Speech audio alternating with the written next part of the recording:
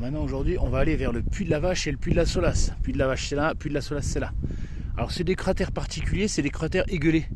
C'est-à-dire qu'il y a une partie du cratère qui s'est effondrée et du coup ça a une forme de fer à cheval ou de C si vous préférez. Donc on va aller voir ça tout de suite. Alors ça c'est la mauvaise surprise du jour. Eh ben, on n'a plus le droit d'aller sur le puits de la Vache et le puits de la Solace. C'est con, j'étais venu pour ça. Mais je me disais bien, il n'y avait personne sur le parking.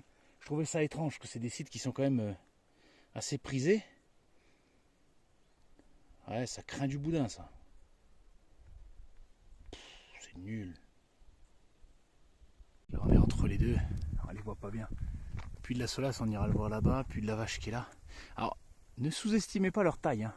Ils sont tout petits parce qu'il y a eu un tout petit cône de scorie. Et après, il y a une immense coulée de lave. On est dessus, là, vous voyez.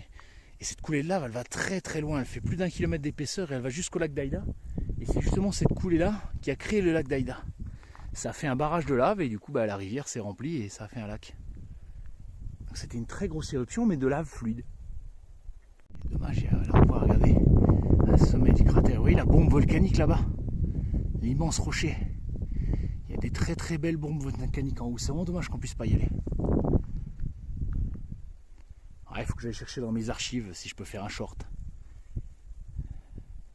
Alors, on va regarder les pentes du puits de la Solace, les pentes rouges. Après c'est vrai que c'est très sensible à l'érosion parce que c'est comme des tas de gravats en fait. C'est pas une roche uniforme, c'est voilà, comme un tas de sable, sauf que c'est un tas de cailloux, de pierres ponces volcaniques. Donc, comme sur un tas de sable, quand vous marchez dessus, le tas il s'effrite, c'est pareil. Et ça a l'air de rien, mais plusieurs centaines de randonneurs, parfois par jour, les belles journées l'été, année après année, ça use beaucoup. Hein. Ah, là on va avoir peut-être un meilleur panorama.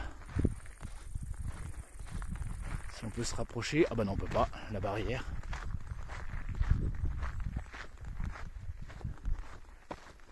C'est dommage, j'aurais même rapproché au moins un petit peu. Enfin voilà, ça c'est le sommet du puits de la Solace. Voilà. Là aussi je me souviens avoir vu une belle bombe volcanique en forme de goutte d'eau tout en haut. Tant pis. Je vais garder l'arrêté jusqu'au 31 décembre 2026 minimum. Alors je sais pas ce qu'ils vont faire comme travaux. Peut-être qu'ils vont faire comme sur le puits Pariou, des escaliers en bois pour protéger de l'érosion. Je sais pas trop. On verra bien. Ça c'est un bel arbre. Ah, il est vraiment beau. On se croirait chez les Emd, Seigneur des Anneaux. Vous voyez, quand on parle de l'érosion, vous voyez la différence entre l'ancien sol et les randonneurs qui arrachent tout. On ne se rend pas compte des dégâts en marchant. Donc vraiment les sols fragiles, quand c'est marqué interdit, même si c'est très frustrant, il faut respecter. Si on aime la nature, on respecte la nature, quitte à ne pas aller dans des endroits magnifiques qu'on aurait aimé voir. Donc là, c'est le sentier qui descend du puits de la Solace. Et comme vous voyez, il est quand même en mauvais état.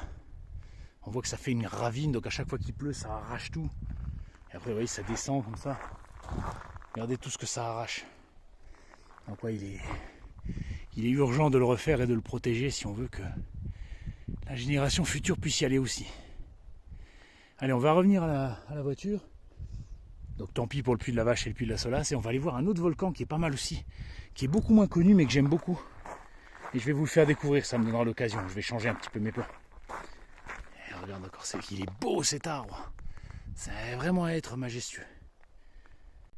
Bon, bien, puisque notre expédition au puits de la Vache et puits de la Solace s'est soldée par un lamentable échec, je vais vous emmener au puits de Vichâtel qui est un peu plus loin. Alors il est beaucoup moins connu, mais il est très beau quand même. Il a un petit cratère dans lequel on peut rentrer, mais qui est très boisé. Donc on est au milieu du cratère, sous la protection des arbres. Il est assez petit, mais il est assez joli. Donc je vous emmène là-bas, comme ça j'aurais pas perdu ma journée. Sur les traces de Montlossier. Alors c'est le comte de Montlossier qui a fait beaucoup pour reboiser ici. Autrefois ici c'était que des pâtures. Et donc en 1882, le comte reboise sa propriété et a fait renaître la forêt. Donc toute cette forêt-là magnifique, c'est de la volonté d'un seul homme. Donc 1882, oui, il y avait déjà des écolos, on n'appelait pas ça comme ça. Et aujourd'hui, on a ces beaux chemins ombragés. Le comte de Montlossier, donc. Je vais me documenter un peu dessus. Vous voyez, Puy de la Vache, la Solace. L'autre à côté, je ne sais plus comment il s'appelle. Ça, c'est ce que je vous ai expliqué. 3000 ans. Et vous voyez comment c'était en 1800. Il n'y avait pas d'arbres, rien. C'était pas comme aujourd'hui. Il y a beaucoup plus de pastoralisme. Et puis les troupeaux, ils broutent toute l'herbe, toutes les pousses. Donc c'était encore très très lunaire. Allez, on monte vers Vichâtel. Bon, c'est un petit volcan bien sympathique. 1184 mètres, je crois. À vérifier. Bon, aucune difficulté particulière pour y aller. Mais il a un beau cratère, 88 mètres. Entre la partie haute et la plus basse. Donc c'est très grand. Mais il y a une partie qui est égueulée. Et on peut en faire le tour. Et parfois on croise des moutons en train de brouter à l'intérieur. Ça peut être cool. Regardez là sous la terre avec l'érosion. On voit les roches d'origine, regardez. Et celles-là, elles n'ont pas été exposées à l'air. Voilà. C'est la belle roche volcanique en poudre. C'est vraiment léger, on voit que c'est plein d'air. J'ai déjà fait la démonstration, mais celle-là, vous voyez, elle n'a pas été rougie. Elle n'a pas été oxydée. Donc sous la terre, là, et sous les arbres, on voit encore la poudre du volcan. Allez, on reprend la route. Voilà, on est arrivé. Les moutons, ils sont là, ils se reposent.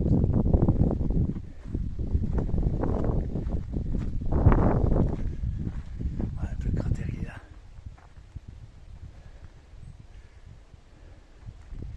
On va descendre, on ira faire le tour après.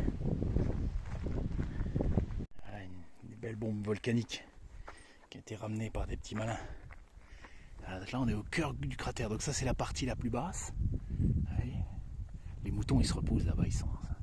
Et ça c'est la partie la plus haute, qui est plus boisée. Donc 88 mètres entre l'endroit où je suis et le sommet. Et c'est vrai qu'il est plus petit, plus compact que celui des Goules, donc on a vraiment l'impression d'être encerclé par le volcan. C'est vraiment une sensation magnifique. Alors, ouais, il y a une petite partie on n'a pas le droit d'aller, qui est fait pour les moutons. C'est bien ici quand même pour les touristes. Et après on va faire tout le tour du cratère. Et là-bas il y a une vue bien dégagée. On voit bien le puits de Sancy.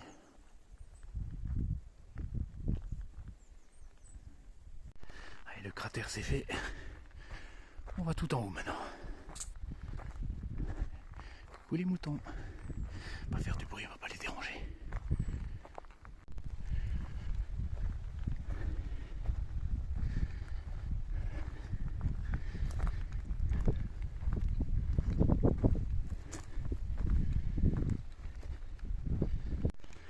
Allez, on en voit le bout.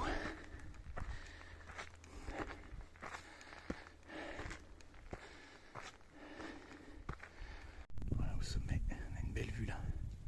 Sur le puits de la Vache qui est ici et le puits de la Solace qui est là. Avec le puits de Dôme très loin.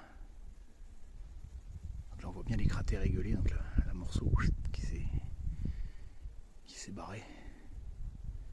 Et la coulée de lave qui va jusqu'au lac d'Aïda.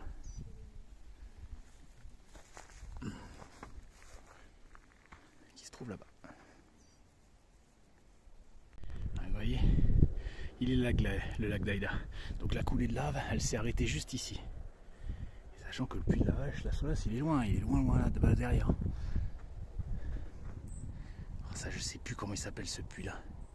Mais là, c'est les tout derniers. Vous voyez, tout ça, c'est la chaîne des Monts d'Or avec le puits de Sancy qui est le plus haut. Et là, c'est vraiment celui-là, c'est le dernier de la chaîne des puits. Je sais plus comment il s'appelle. Après, c'est les Monts d'Or, c'est autre chose. Celui-là aussi, je le connais pas, mais c'est un cratère aussi égueulé qui nous montre sa face. Donc ça, c'est le puits de Charmont. Et tout au loin là-bas, c'est le puits de la Rode. C'est le puits de la Rode qui est donc le plus au sud. Bon, je sais rien de ce volcan-là, ni la date d'éruption, ni rien du tout. Bon, c'est un tout petit machin, c'est plus une bosse qu'autre chose. Le cratère de Vichâtel. Ah, ça descend bien, hein. Encore un hêtre magnifique. C'est beau les hêtres quand ils partent comme ça en parasol. C'est vraiment magnifique.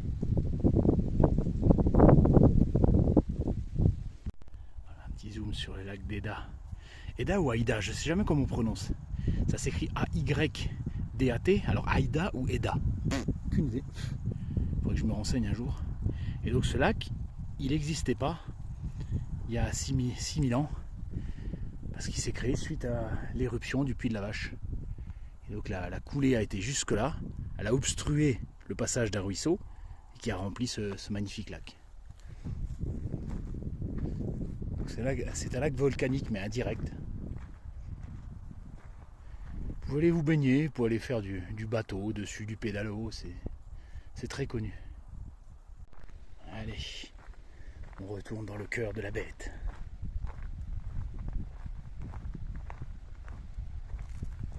Le sommet il est là, et le fond on le voit à peine, hein, c'est 88 mètres. Il est profond mine de rien. Ici, là on le voit bien le cratère. J'ai le meilleur spot pour la fin, vous voyez. Superbe. Ah, vous venez avec vos potes, manger un sandwich, là vous êtes bien.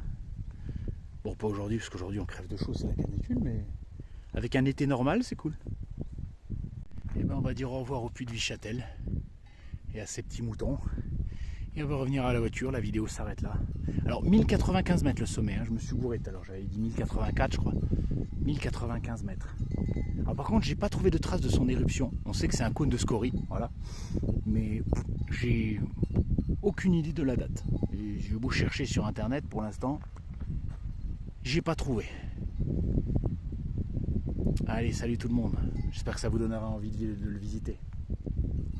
Petit bonus là, on voit une petite langue de lave là qui émerge un petit peu. Et la montagne là, c'est le puits de Montchal. Un petit étang. Celui-là, c'est la pont de Molossi aussi qui l'a créé. À la base, ici, c'était un marais et ça a été drainé pour en faire un étang en détournant un ruisseau. C'est vrai qu'à cette époque-là, on pensait que les marais c'était source de moustiques, de maladies uniquement et qu'il fallait tous les enlever. On sait aujourd'hui que les zones humides sont extrêmement importantes pour la biodiversité. Donc maintenant on commence à revenir un petit peu en arrière. Par contre il est déjà très vaseux. Hein. On voit qu'il fait très très chaud et on a plein de canicules en ce moment. Le niveau est très bas. Pour un début juillet. Et à fin août, je ne vais même pas imaginer.